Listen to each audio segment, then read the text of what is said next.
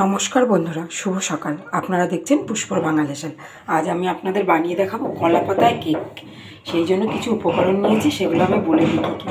এটা হচ্ছে গোবিন্দভোগ চাল। চালটা আমি কাল রাতে ভিজিয়ে রেখেছিলাম। একটা ঈষদুষ্ণ দুধ দিয়ে আমি চালটাকে পেস্ট করে নিয়ে এসে আপনাদের দেখাচ্ছি। চালের মধ্যে আমি ঈষদুষ্ণ দুধ দিয়ে দিয়েছি 250 পরিমাণে, আর পরিমাণ মতো লবণ দেবো, আর দেব একটুখানি বেকিং সোডা বা খাবার সোডা, যেটা আপনাদের হাতের কাছে থাকবে আপনারা সেটাই দেবেন। আমি খাবার সোডা দিলাম সামান্য পরিমাণে। এবার এটার একটা মিহি পেস্ট করে নিয়ে এসে আপনাদের দেখাচ্ছি। দেখুন, আমি পেস্টটা পুরো মিহি করে নিয়ে এসেছি। এইখানে একটা পাত্র নিয়েছি। বন্ধুরা, সবার প্রথমে বলি, এরকম পাত্র যদি আপনাদের না থাকে আপনারা টিফিন বক্সে করে করতে পারেন, সেক্ষেত্রে জলের ওপর স্টিম করতে হবে। এই পাত্রটা আমি হালকাভাবে একটু ঘি ব্রাশ করে নেব। ঘিটা ব্রাশ করলে ফ্লেভারটা খুব ভালো হবে, আর পাতাটাও আটকে যাবে না। খুব সুন্দরভাবে চতুর্দিকে আমি একটু ঘি ব্রাশ করে নিলাম।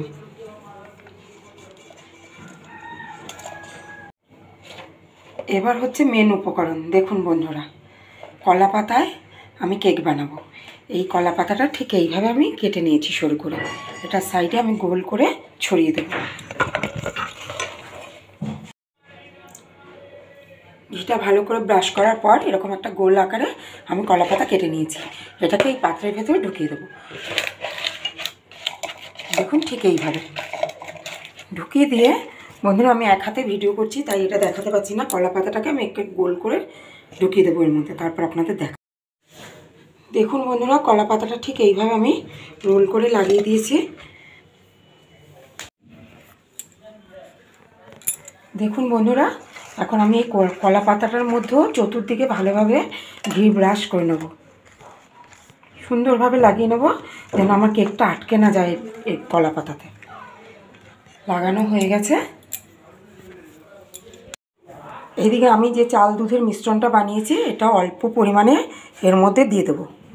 সামান্য পরিমাণে দেবো, খুব না। পুরোটা কিন্তু আমি একবারে দেবো না বন্ধুরা। এবার এখানে রেখেছি নারকেল কোড়া। এই নারকেল কোড়াটা একটা লেয়ার মতন সাজিয়ে দিয়ে দেব। তারপর দিয়ে দেব খেজুরের গুড়। আমি এটা থ্যাতো করে রেখেছি, গ্রেট করিনি, সামান্য পরিমাণে। তারপরে আবারও একটু এই চালের পেস্টটা দিয়ে দেবো, চাল দুধের পেস্টটা দিয়ে দেবো। আবারও দিয়ে দেব নারকেলের কোড়া আর একটু গুড়। এইভাবে 3টে ধাপে আমি এটাকে সাজাবো। আর বাকি যেইটুকু মিশ্রণ আছে উপর থেকে আমি দিয়ে দেব। তার আগে সম্পূর্ণ গুড়টা আর নারকেল কোড়াটা এর মধ্যে আমি দিয়ে দেব। এই যে দেখুন, এবার কিন্তু আমি একটু বড় সাইজের গুড়টা দিলাম ওপরে, দিয়ে এই পুরো মিশ্রণটা দিয়ে দেব।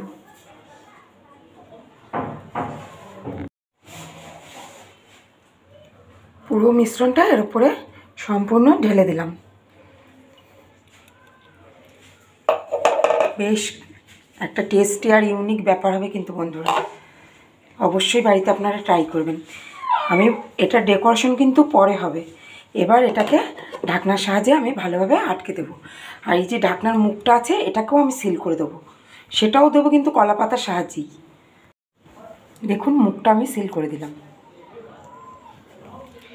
দিয়ে এটাকে আমি লোতে বসিয়ে রাখবো 20 মিনিটের জন্য।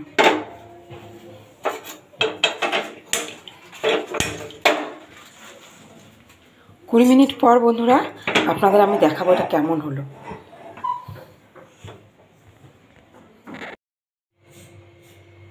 দেখুন বন্ধুরা, 20 মিনিট হয়ে গেছে। আমি ঢাকনা খুলে দেখাই আপনাদের কত সুন্দর ফুলেছে কেকটা।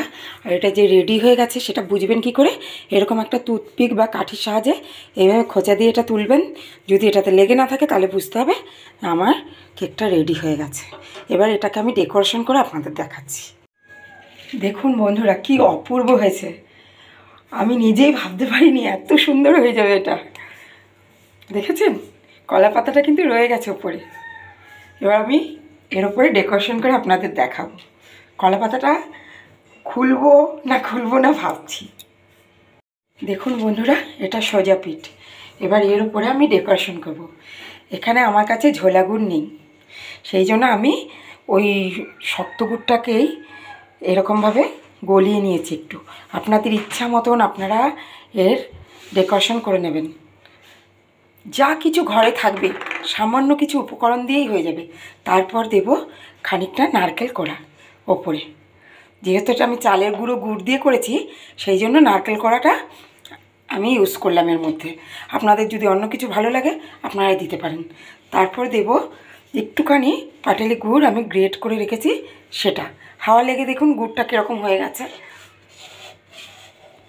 সামান্য। আর এখানে রয়েছে কিছুটা আমন্ড কুচি, এটা আমার ঘরে ছিল তাই দিয়েছি। আপনারা এটা না থাকলে চিনে বাদামও দিতে পারেন, বা আপনারা চাইলে একটু কিশমিশও দিতে পারেন, কিন্তু আমি এটা আমার কাছে ছিল তাই আমি এটাই দিয়ে ডেকোরেশন করছি। আর একটুখানি দেব চেরিটা দিলে না বাচ্চাদের খুব ভালো লাগবে। আর আপনারা তো জানেন আমি কিছু যদি বানাই আমার গপু সোনাকে না দিয়ে আমি কিছু খাই না, নতুন কিছু বানালে। আশা করি আপনাদের ভালো লেগেছে। এইভাবে ঘরোয়া পদ্ধতিতে কলাপাতায় চালের কেক বানিয়ে দেখবেন কেমন লাগে। ভালো থাকবেন, সুস্থ থাকবেন, দেখতে থাকবেন পুষ্পর বাঙালি সেল। ফিরে আসছি পরের ভিডিওতে।